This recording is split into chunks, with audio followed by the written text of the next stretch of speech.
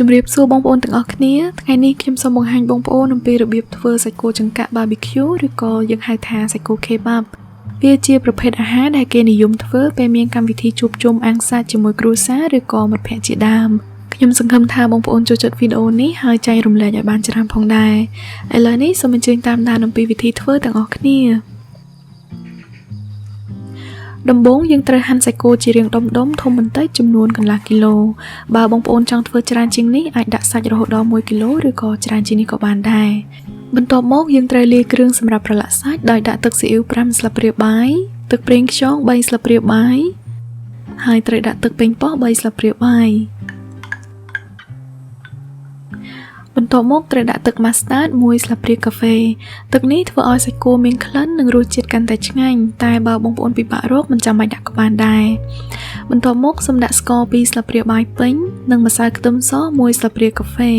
ហើយត្រូវដាក់ម្រេចបន្តិចបន្តួចសម្រាប់បងប្អូនដែលអត់មានម្សៅខ្ទឹមសសូមប្រើខ្ទឹមស្រស់ចំនួន2កំពឹសដោយបុកឬក៏កិនវាឲ្យម៉ត់រួចមកត្រូវលាយគ្រឿងចូលគ្នាឲ្យសព្វ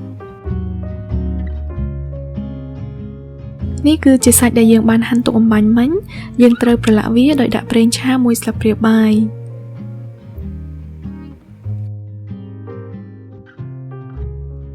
រួចហើយត្រូវដាក់គ្រឿងដែលយើងបានលាយទុកប្រហែលជា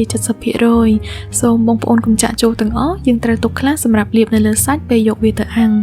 ហើយចំណែកសាច់នេះយើងត្រូវច្របល់ចូលគ្នាឲ្យសព្វល្អហើយផ្អាប់ទុកឲ្យបានយ៉ាងហោចណាស់30នាទីបន្ទាប់មកទៀតយើងត្រូវងាកទៅមើលខាងបន្លែវិញម្ដងបន្លែដែលខ្ញុំប្រើមានដូចជាខ្ទឹមបារាំងធំល្មមចំនួន2មើម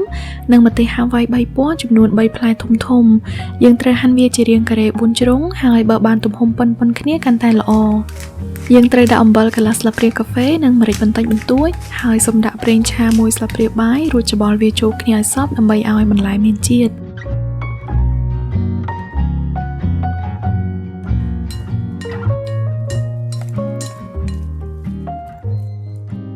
ឥឡូវនេះបន្ទាប់ពីបានរៀបចំគ្រឿងរួចរាល់អស់ហើយយើងអាចយកសាច់និងបន្លែទៅដោតជាចង្កាក់បានហើយចង្កាក់ដែលបងប្អូនប្រើសូមដាក់វាត្រាំទឹកជាមុនសិនដើម្បីកុំឲ្យវាឆេះនៅពេលដែលយើងយកទៅអាំងចំណែកឯការដោតសាច់វិញបងប្អូនអាចរៀបសាច់និងបន្លែតាមលំដាប់ហើយដាក់តាមបរិមាណដែលបងប្អូនចង់បាន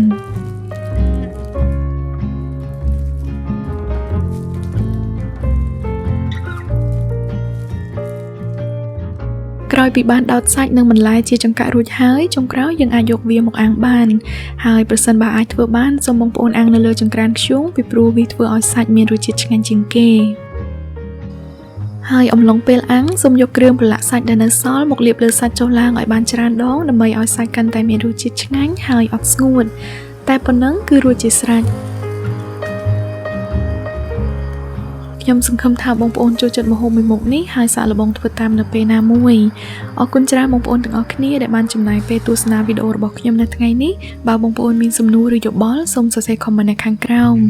អរគុណច្រើនសូមជួបគ្នានៅវីដេអូក្រោយទៀតជម្រាបលា